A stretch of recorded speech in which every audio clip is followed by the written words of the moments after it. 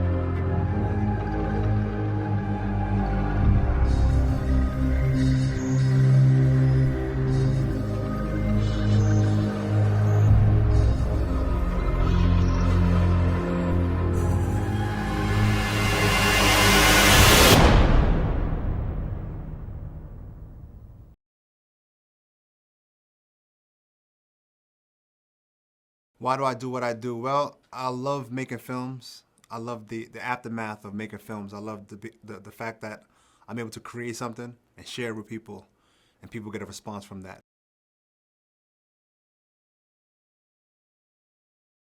So yeah, my background in filmmaking, I've been making films for about 8 years now. No film school, just all self-taught. Everything that I've learned from watching YouTube tutorials, videos on Facebook, watching things and learning how to kind of just orchestrate things on my own.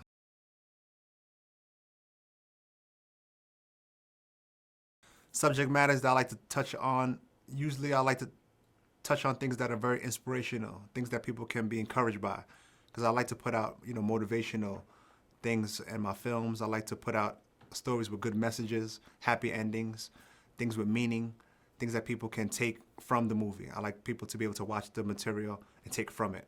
So inspiration is probably the most powerful thing that I try to focus on when creating the films.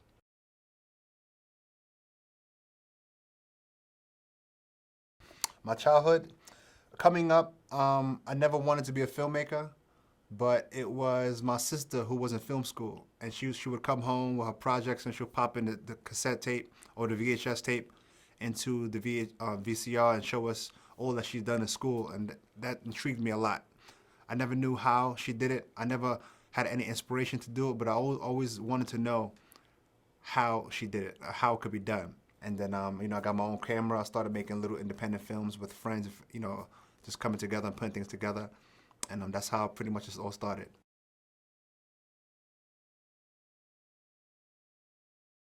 In the film industry, who is my inspiration? My inspiration, I would have to say, is Tyler Perry.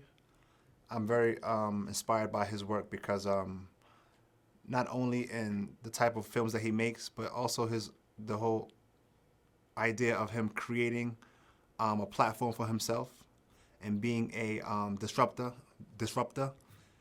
by creating his own stuff, starting out his own studio and being able to just take full charge and take full force and not waiting for anybody else to give him the green light, but kind of taking things into his own hands and building a platform for himself.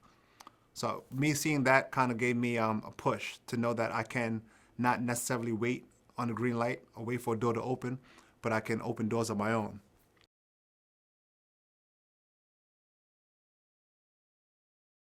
The things that I remember the most are the comments that I read on Facebook, because I typically go in there and I like to read a lot of the comments from people that have written me, and people that have had their lives changed, people that have been inspired to go out and do something, to go out and create films.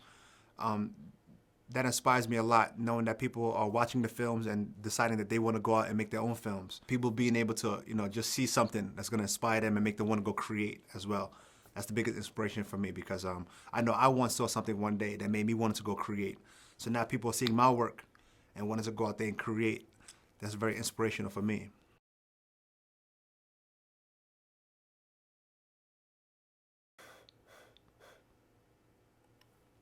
Mm, well, I guess my very first film that I screened out in a small theater that I rented out. I got some people to come down and watch it. It wasn't until like a few years later that I kind of felt embarrassed that the film that I did put out was shot with just a camera, with no, we didn't have any boom mic, any external mic, so everything was recorded into the camera. But I didn't know about external mics. I didn't know about capturing audio separately.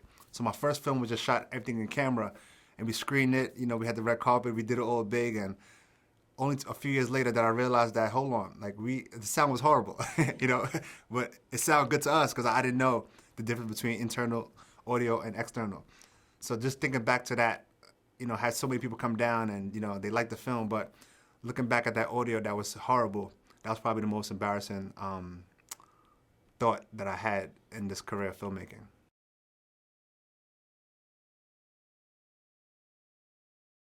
Funding my films, well, my films have the films that I made up to today, this date. We haven't had that much of a budget. The latest film that we've done which was a web series. We raised some money on Facebook. We had something called the Audience Awards, where we had people who would vote. The filmmaker who got the most votes won the Audience Awards, and I came in second place. So I won $2,500, which allowed me to do what I did in the web series. Because without that, I would not have been able to make a 6 episode web series. So we won the $2,500, and then I opened up a GoFundMe, and we raised another $2,500.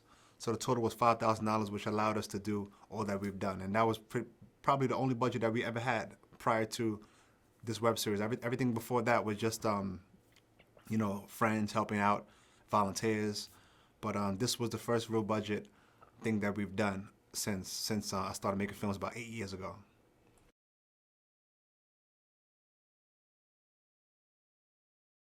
I definitely think there should be more art funding available for filmmakers because there's so many people that want to do so many things, but the one thing that they lack is the funding. So I know that if funding was available for artists to be able to create and put their work out there for people to see, I think so many more things will be getting done. So many things will be, there'll be much more access to many more things that resources that people can use to be able to create their art. And I feel like all artists should be able to have an opportunity to be able to put their art out there for people to see.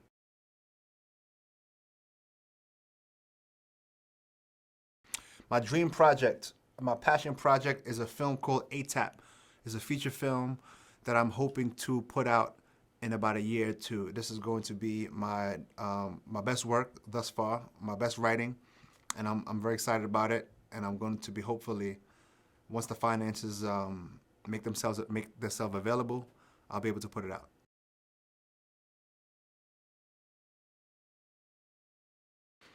Facebook, YouTube. Facebook, I have an audience now that I was able to grow from my latest short film, which was called Found Dead. I put that on Facebook, that hit 10 million views.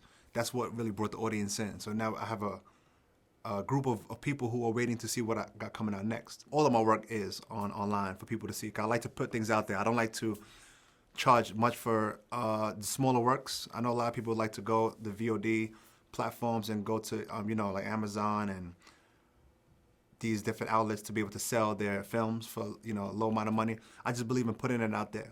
I don't believe in holding my work back from people who may not have the money to be able to see it. I want people all over the world to see my work. Those who can afford it with those also that can't afford it. So social media is my outlet for right now, and we'll see what the future holds.